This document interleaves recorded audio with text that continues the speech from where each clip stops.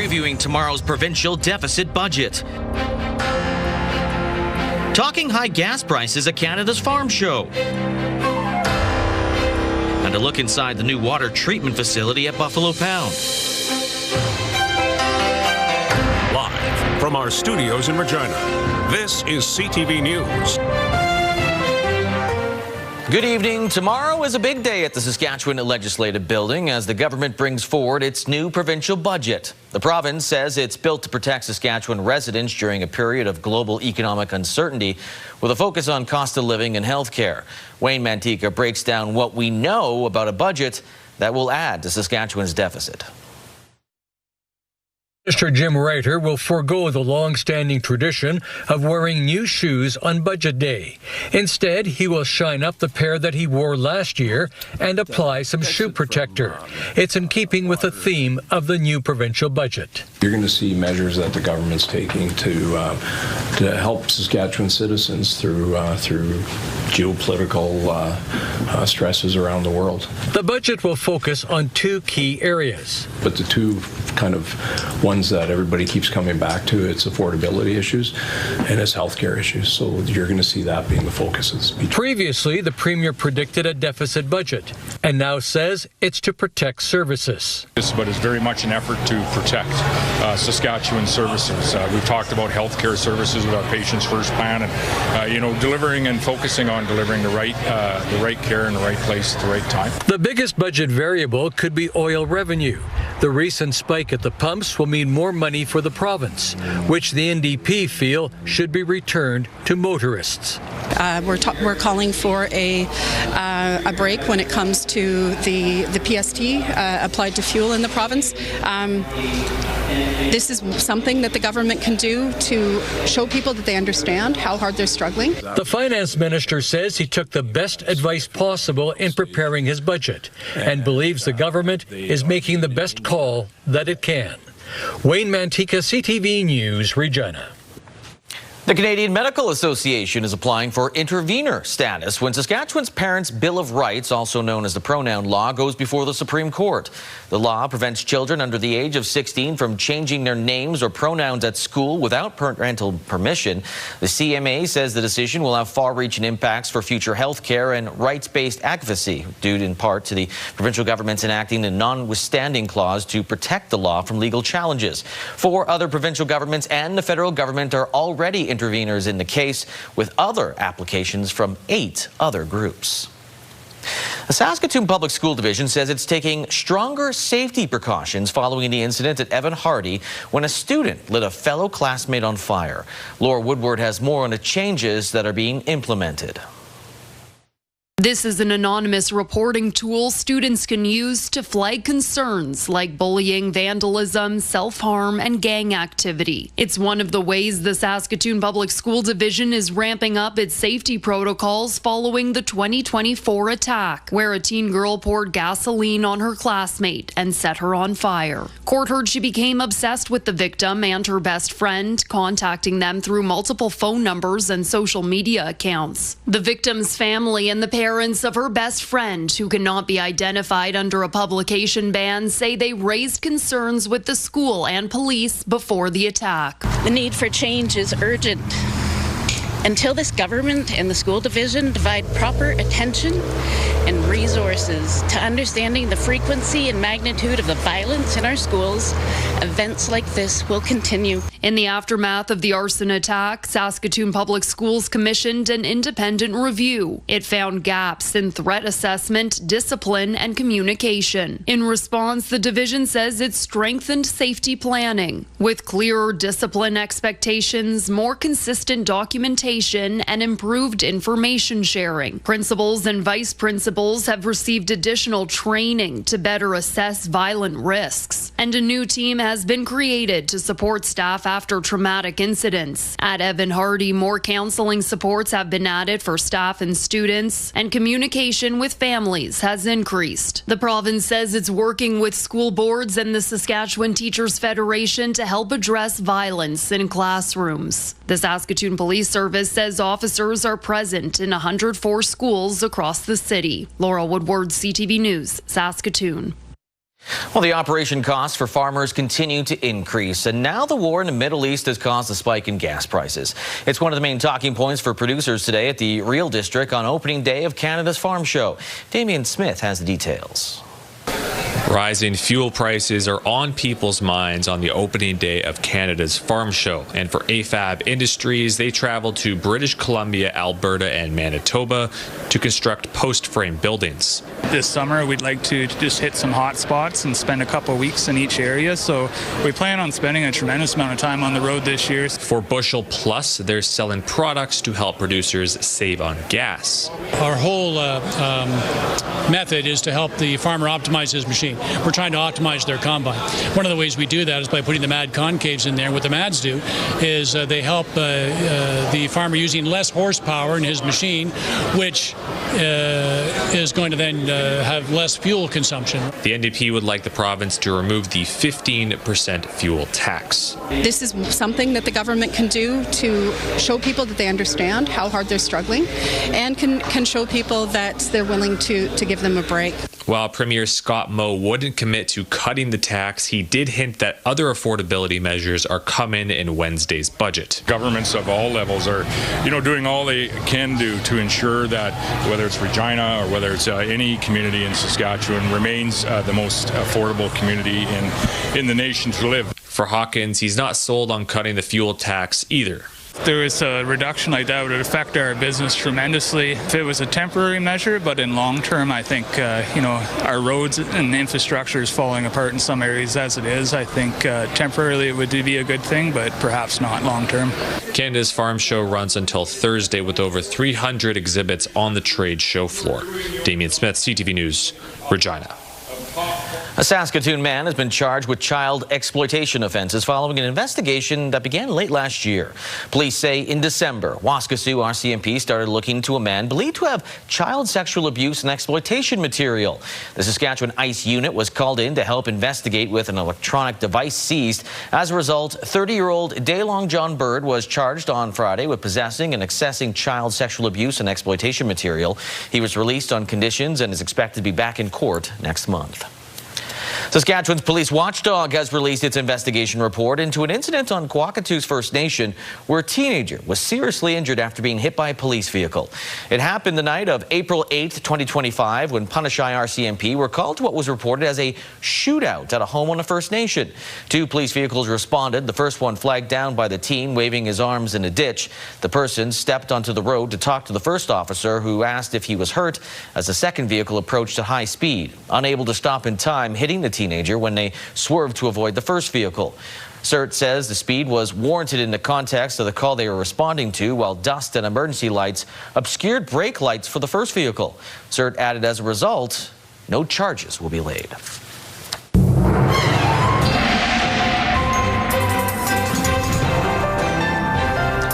Well, in case you didn't know, it is March 11th. That is St. Patrick's Day, and our very own Sabine is out and about to celebrate with the luck of the Irish. I mean, Lee, I am pretty close to the height of a leprechaun, so it only made sense for me to be out on the hunt for the pot of gold. And I might be at the right location down here at O'Hanlon's in Regina. Entertainment galore all night long. Temperatures are perfect if you want to head outside and enjoy some drinks on the patio as well. But it's the temperatures that'll be the story as we continue into the rest of the week. I mean, we got quite warm today in the Regina area. Sure, you may have woke up to some snow on the ground, but if we take a look at the almanac, the temperature warmed up to actually warmer than 9.4. We got to 9.7 late this afternoon, well above the average, which is usually around 0 for this time of year, and it's only warming up from there. So if we talk about what's to come, our radar satellite, not a whole lot of activity, especially for southern Saskatchewan. A different story when we take a look at what's to come, but I'll talk about that in the forecast coming up. Temperatures right now still looking quite nice. Many areas in the mid-teens in the southern part of the province. Really warm conditions. Don't really have to worry about your wind chill values as we take a look at that coming up as well. But we will still see some precipitation on the way in the form of some rain, freezing rain, in particular in the parkland, but I'll talk more about that coming up in your full forecast. Lee? All right, thanks, Sabine. We'll check back later with what's going on there and the weather. But whether you're using tap water to shower, drink, maybe spruce up your lawn, there's multiple steps taken before it's considered safe enough.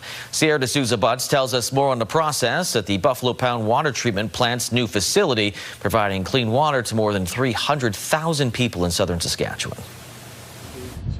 It all starts with pulling water from Buffalo Pound Lake before heading into the main plant. When we bring the water in, we remove the impurities. So through the first stages, we're removing about 95% of the impurities.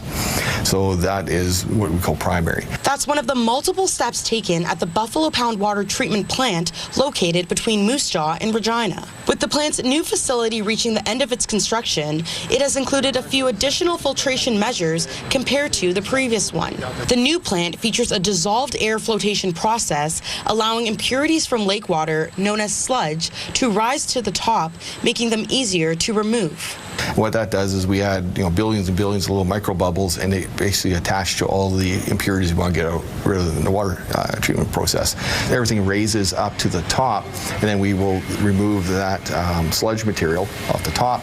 From that, then we will take the good water, which at that point is about 95% clean. From there, the water goes through the ozone and UV systems, along with other filters to remove any remaining contaminants. As the plant supplies water to over 300,000 people in Regina and Moose Jaw, in addition to surrounding communities, the corporation says it acts as a public service agency. We need to ensure that everything we do is the water is as safe as possible at all stages, and we use a multi-barrier approach. Again, watershed protection is number one, and then in the plant we have the other barriers that we use to ensure that the water is treated to the best possible quality that we can get. Although the new building still has some deficiency work to complete, the water treatment plant itself is fully operational. The remaining process is expected to finish by January 2027.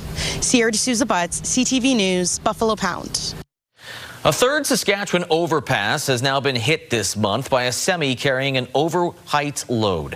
The province says a semi-truck hauling an excavator on Highway 39 hit the Highway number 1 overpass just east of Moose Jaw yesterday.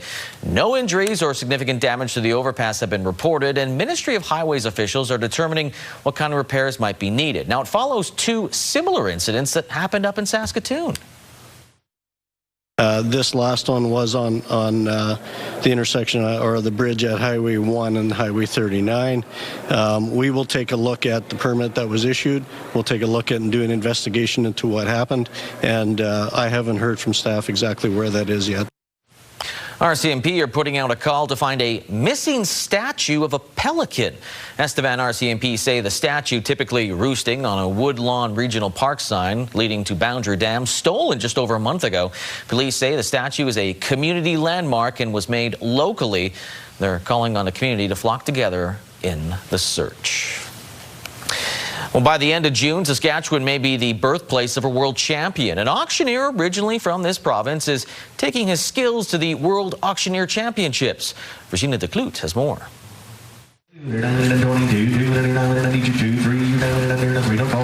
A Saskatchewan man is heading down south to claim the title of a world champion in auctioneering. So I was second last year, and I was third in 2014. So it's a very, very, very difficult contest to win, but I'm really gunning for it, hoping that 2026 is my year. This will be his 11th year competing on the world stage. It's a two-day event held in South Dakota in June. On the first day, competitors have to answer 3 questions for 25% of the total points. Some of the questions are simple, like, what made you become an auctioneer? What would you do if you were a crown champion? What would you talk to an intercity group of school kids about if they asked about beef? On the second day, competitors do what they do best, sell cattle. Most of us will sell anywhere, could be 200 head, could be 500 head, but there'll be a total somewhere between 5,000 and 8,000 head on the day. Jack has been preparing for this moment for most of his life. I started selling when I was 9 years old. I sold my first $1 million sale when I was 12 years old, and started working full-time when I was 16 years old in Yorkton, actually. He then started competing. That's how I got my first job offer, was competing in the Grain Millers Harvest Showdown auctioneer competition, which was held in Yorkton many years ago, and just moved along through all the competitions around Canada, was fortunate enough to win all of those. Being a top auctioneer takes skill. Knows the product that they're selling, has a good rhythmical chant that can move along the sale, has clarity so that everybody knows where the prices are. Champions represent over 800 markets in North America for the entire year. Regina, CTV News, Verdun. Still ahead, Israel claims to have killed high-ranking Iranian officials in an airstrike. And BC is convincing U.S. healthcare workers to move north, but is it enough?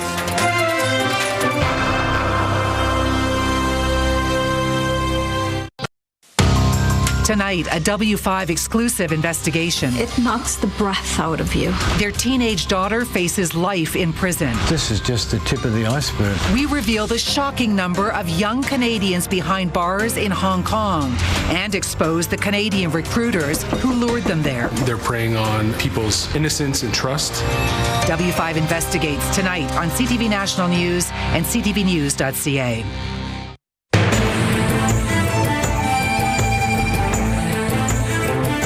Greetings, everyone. Métis Nation Saskatchewan says it's nearing the finishing line on a new childcare centre in Saskatoon. As Stacey Hine tells us, the centre will help meet the need for childcare spaces while also connecting children with Métis culture. This new childcare centre is designed to be more than a place for children to spend the day. Métis Nation Saskatchewan says it will also help connect the next generation with Métis culture. So this is a licensed childcare centre which is going to support families in being able to go to work, being able to go to school, being able to do things that they need to do and not have to worry about their children being in not only a safe space but a culturally affirming space. The 90 Space Centre, located in Saskatoon's Kensington neighbourhood, was designed by local firm AODBT Architecture and Interior Design. It's just a beautiful building. It's based on an old kind of like trapper's cabin design, so you'll see that incorporated into the architecture. Andrea Fiss says the project has been 3 years in the making, and they're now nearing the finish line. Métis Nation President Glenn McCallum says securing funding and resources over the years has been a challenge, but one the organization has been working to overcome. It's been a struggle to be able to connect with the right governments, to be able to get the right funding, to be able to have a structured government like Métis Nation government, to be able to have the right resources, to have the right staff, and to be able to build. So that's what we've been doing. Fiss says the new centre will help meet a need for childcare spaces in the community, but demand remains high. We could probably build 3, 4, 5 90 space child care centres and there would still be a need. That demand is already showing, with families asking when they can sign up. We have people reaching out saying, when are you opening? Can we get on the wait list? And so we're still working through that timeline a little bit, still a little bit of construction, last minute things going on. But the wait list, we're going to open up for a wait list very soon. The centre is expected to open in late spring. A similar Métis childcare centre is also under construction in Prince Albert, with plans underway for another in Regina. Stacey Hine, CTV News, Saskatoon. Indigenous Circle, brought to you in part by Saskatchewan Indigenous Enterprise Foundation, growing the First Nation entrepreneurial spirit. If you have a story you would like to see in this segment, here's how to reach us. You can contact me by email, and you can also watch past episodes and segments of Indigenous Circle on our CTV Regina and CTV Saskatoon websites.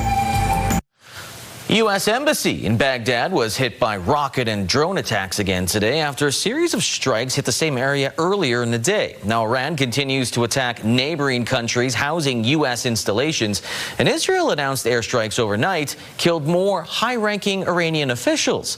Heather Wright has the latest. Iran kept up its drone strikes overnight with a wave of attacks targeting the U.S. Embassy in Baghdad. One of the most intense since this war began, with security officials saying at least 5 drones were used. Countries in the Gulf were also targeted. Authorities in the United Arab Emirates say 10 ballistic missiles and 45 drones launched from Iran were intercepted. while in Israel, an Iranian missile caused damage in the central part of the country. Despite more than 2 weeks of bombardment, Iran continues to target so-called enemy countries, though the tempo of those strikes has slowed. In what could be a major blow to the regime, Israel says it killed one of Iran's top leaders, Ari Larijani. Last seen in public on Friday, Larijani had strong ties to both Moscow and Beijing and was seen as more of a pragmatist than a hardliner. The United States released this video today, which Central Command says shows strikes against targets inside Iran. It comes on the same day as the United Nations announced it is investigating the fatal strike on a primary school in Iran on the first day of this war, which killed 168 people, mostly girls. A preliminary investigation found the U.S. was likely responsible, though nothing has been proven. Given the innocent lives that have been lost, there is a critical need for such an investigation to be done and for an independent outcome to follow. The UN is also questioning Israel's conduct in Lebanon, saying some of its strikes there may constitute war crimes. The death toll from renewed fighting between Israel and Hezbollah, the Iran-backed militant group, is nearly 900, according to the health ministry. Nearly 1 million people have been displaced. We feel that someone should look at us, this man says. There has been a lot of destruction. Heather Wright, CTV News, Istanbul. And with the World Cup set to kick off in just 3 months, Iran is trying to move its matches out of the U.S. and into Mexico. As the conflict in the Middle East deepens, Iran says it is negotiating with FIFA to move their 3 group stage games out of Seattle and Los Angeles. The request comes after President Trump discouraged the team from participating, citing safety concerns. The World Cup is being co-hosted by Canada, Mexico, and the U.S. and is scheduled to begin in June. Moving matches this close to the tournament would be unprecedented. And Pakistan is being accused of an airstrike on an Afghan drug treatment center in Kabul, killing at least 100 people. The Taliban claims the death toll is more than 400, and the UN has called for an investigation. The cross-border conflict reignited last month, with Pakistan accusing Afghanistan of harboring militants, which Kabul has denied. Meantime, Pakistan calls the claims it struck the medical facility false and misleading, releasing this video of what it calls precision airstrikes carried out on military targets. The BC government is declaring its campaign to bring U.S. healthcare workers to Canada a success. The province says hundreds of American doctors and nurses have made the move after it launched targeted advertising south of the border. But one critic says that number is just a drop in the bucket to what is needed. Andrew Johnson has more. In British Columbia hospitals and clinics, hundreds of new Americans are now taking care of patients alongside their Canadian counterparts. They're not just changing jobs. They are moving families, they're starting new chapters, they're building new lives. 414 of them, to be exact, says the health minister, since last March. Doctors, nurses, and people like psychologist Yanto West, formerly of Washington State. We had to leave a lot behind in order to move so quickly. Our car paid off, but it couldn't convert to kilometers, so the car had to stay. But that said, I'm really loving my bike commute. Last spring, BC launched a $5 million ad campaign in several U.S. states, taking advantage of what the health minister called uncertainty and chaos after the election of President Trump. Our hunch was right. We have been able to recruit a significant number of American healthcare professionals. But as the province pumps its plan, the BC Nurses Union, while calling the American recruitment great news, is also putting the numbers in perspective. We had about 4,500 permanent vacancies. And so while 260 nurses is a great start, it really is a drop in the bucket. The chronic nursing shortage is an issue across the country, partially related to the number of people who quit within the first 5 years. We need to actually start with retaining the nurses that we have, frankly. Many nurses continue to leave the profession due to, frankly, burnout and poor working conditions. The province repeated its pitch today, honing in on left-leaning Americans, making note of Canada's public health care system, protection of reproductive rights, and inclusive communities. Andrew Johnson, CTV News, Vancouver.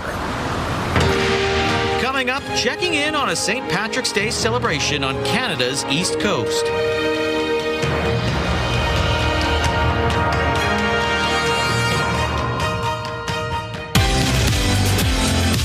Saskatchewan Huskies heading to the University Cup. Thursday on Your Morning, we are checking in with the men's hockey team before they head off to Atlantic Canada.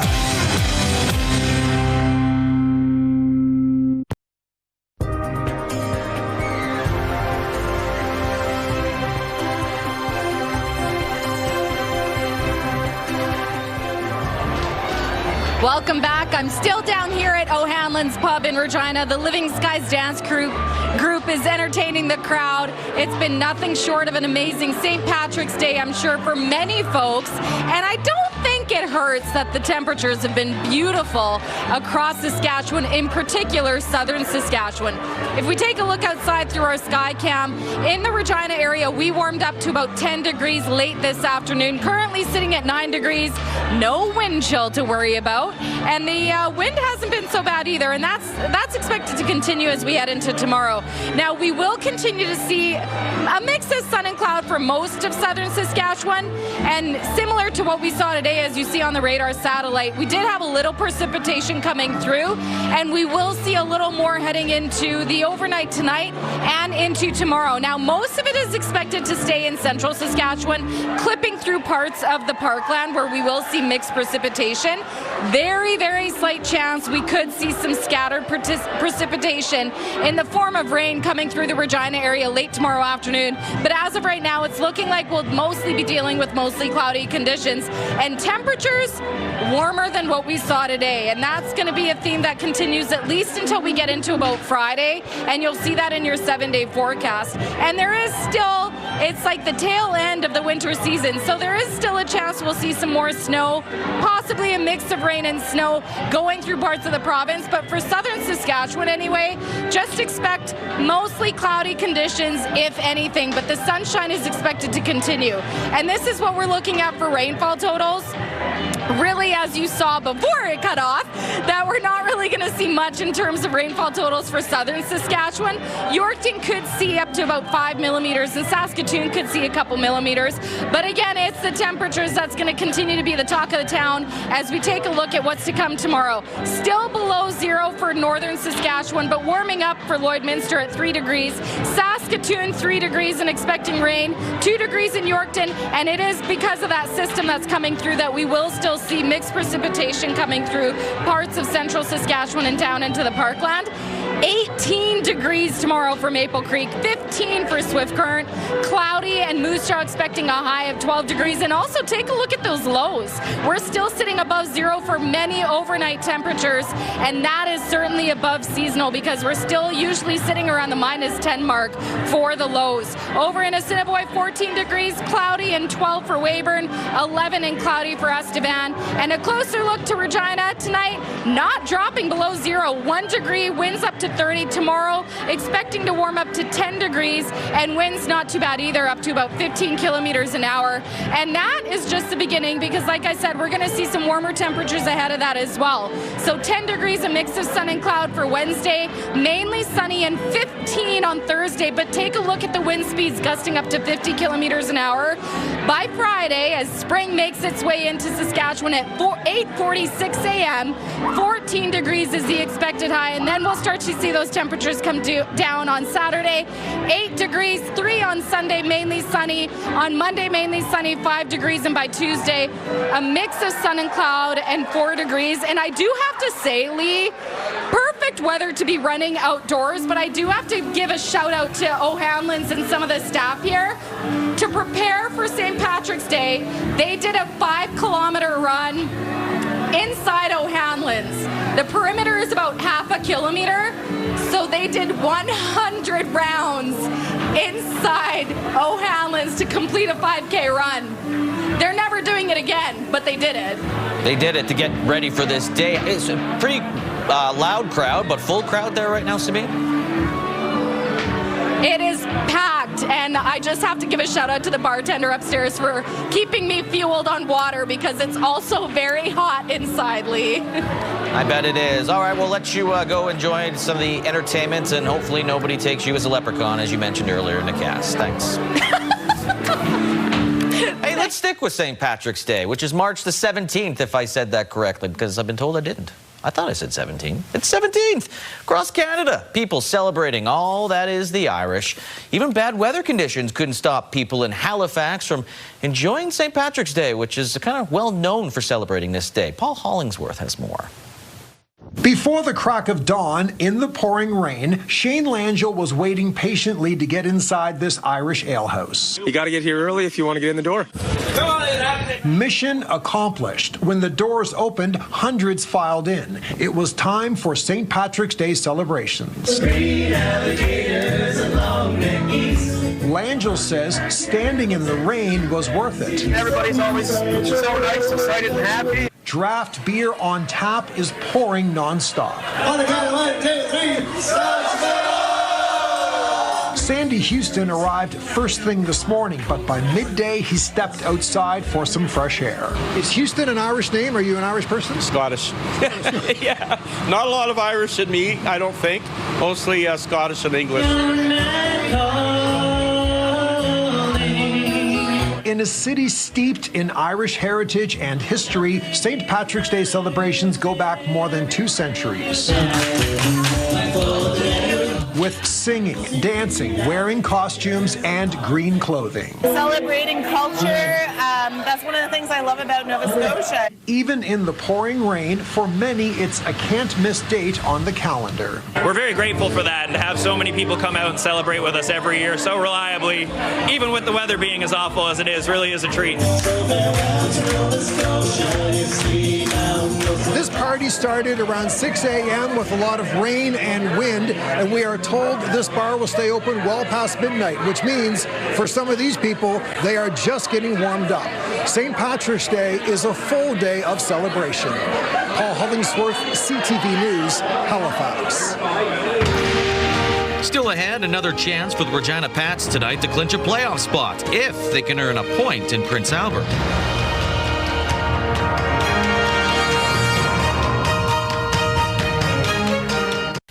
Regina Pats get another chance tonight to lock up a WHL playoff spot, but they'll have to do it against the top team in the conference. Air over the blue line, spins along the boards, plays it to Mathis Paul, centering pass, Lansard scores! The Pats played Prince Albert tight on the weekend, ended up losing in a shootout. Now the Pats just need a single point, so an extra time loss would be good enough to earn a postseason berth. Raiders, meanwhile, are fighting Metis after that #1 seed. They are tied with the Tigers, but the Raiders do have a game in hand. Game time is 7 o'clock at the Art Hauser Center. SJHL playoffs for the second straight year. The Yorkton Terriers and Melville Millionaires will battle in the first round of the playoffs starting Friday night in Yorkton. Melville has lost 6 of 8 against the Terriers this season, but Mills head coach and GM Doug Johnson feels that his group can play with anyone in a lead. We know what we have. We know what we can be. It's finding that consistency. And once we find the consistency, and it's kind of crazy to be talking about a game 56 going into game 57 in playoffs, but I really don't think any team knows what they are until their back's up against the wall, till they are in playoffs. But just a great group of guys, nice to work with every day. It seems like anytime we've hit a little road bump or had some adversity, they just come out of it stronger and better. So it just kind of a character-driven team with a great bunch of guys that like being together. Well, fans starving for some playoff success, the Millionaires have not won a playoff series since 2014. Well, bad news, Edmonton Oilers fans. Superstar Leon Draisaitl is expected to miss the rest of the regular season with a lower body injury. Draisaitl was hit into the boards by Nashville Predators forward Ozzy Weisblatt 5 minutes into Sunday night's game. Tried to skate it off, but he did not return. With 14 games left in the regular season, it is still unclear if Draisaitl would be ready for the playoffs if the Oilers make it. Ryan Nugent-Hopkins says his team needs to focus on defense to overcome the loss of Draisaitl and hang on to that playoff spot. One of the most elite players in the league, so it's not like you can just kind of one guy can step into his shoes. It's we kind of talked about it this morning, but it's a collective thing with our group that everybody's just going to need to pick up a little bit of slack. Defensive details have been much better, and it's continuing to have to get better with missing a player like Leon. Draisaitl is the second superstar to go down recently after learning the Leafs star Austin Matthews will miss the rest of the season with a knee injury. And Canada Soccer unveiled the team kits for this year's World Cup, and unlike 2022, which looked like it took the least amount of effort to create, these Nike jerseys have some unique features.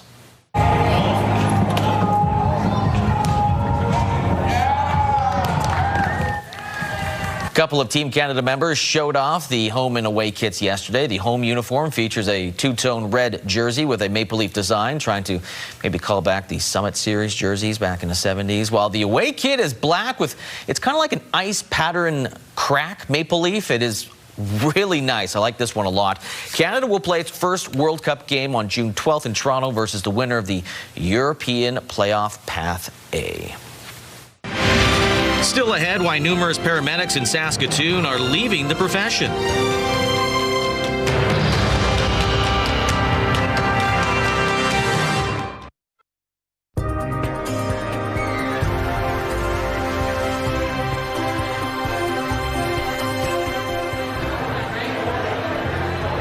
Welcome back, and I'm still down here at O'Hanlon's in Regina, and the entertainment is expected to continue shortly. They're taking a little break here, so I'm going to get to the rural forecast right away. And the same story continues heading into tomorrow. Many parts of Saskatchewan expecting to see above seasonal temperatures. However, the area that we're looking at right now on the map is the same area that we're going to see that system coming through with rain. So Lloydminster, Spiritwood, Watrous, still above zero at 3 degrees, but expecting rain. Wynyard, a little sunshine expected, but seeing some rain there.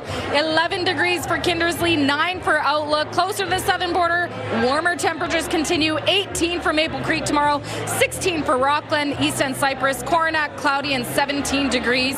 10 degrees for Lumsden and Pilot Butte. And then Kenora and Broadview could see some precipitation. One is the expected high for Kenora, 5 degrees for Broadview. But if we take a closer look at Norquay, I do want to just point out, expecting some precipitation. There's a risk of freezing rain first thing in the morning in Norquay. 1 is the expected high with a wind chill of -2, and that precipitation is actually expected to continue heading into the weekend. I hate to be the bearer of bad news, but there is some snow expected for Norquay, but I'll talk more about that as we get closer to it.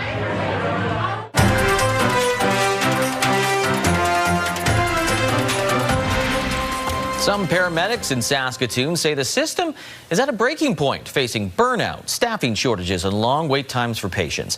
Now, with contract talks ongoing and a strike mandate in place, many are speaking out about why they're leaving the job altogether. Carla Shinkrook has the details.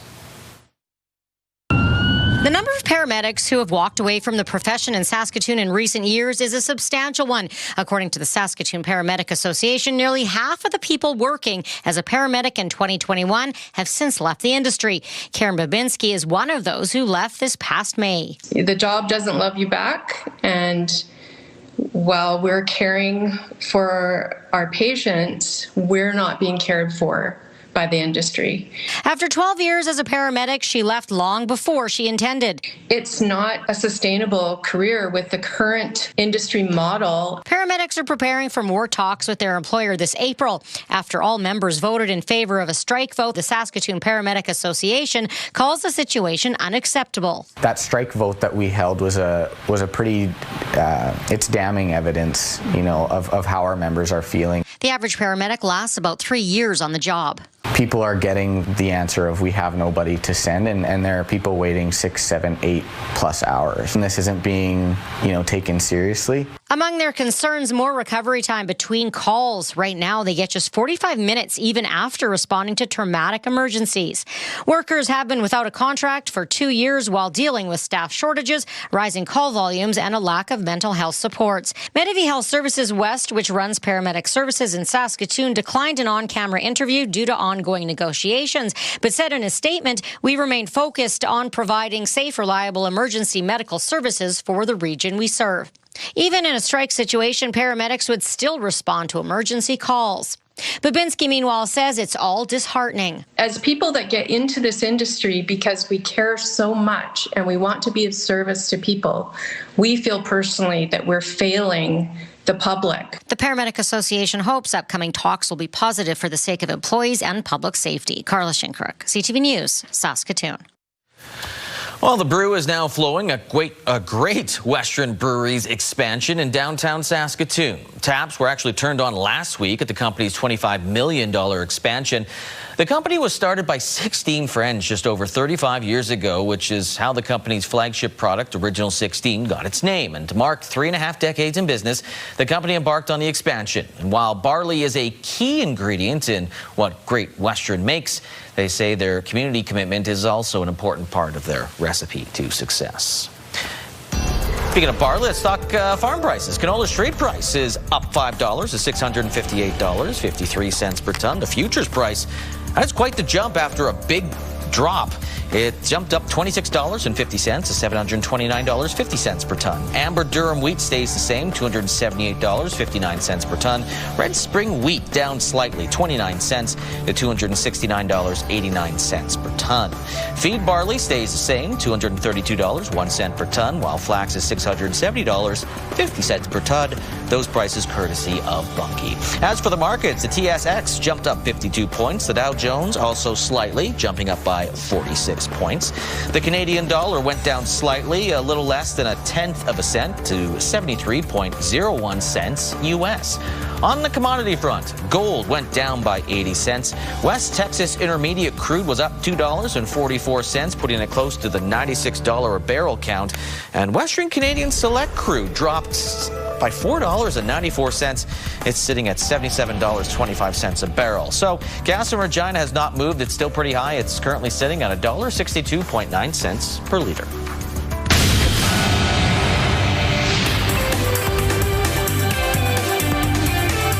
Lululemon reported earnings today. Investors want to see signs of a turnaround with the share price less than half of what it was last June. The Canadian sportswear company did beat in key metrics, but its sales forecast is disappointing. Airlines are warning travelers fares could rise. Delta Airlines says the rising cost of fuel could cost them as much as $400 million US this month. American Airlines says its costs are up sharply as well. Both say they are seeing a surge in bookings as travelers try to get ahead of those rising fares. Those are your business headlines. I'm Marilla Fernandez.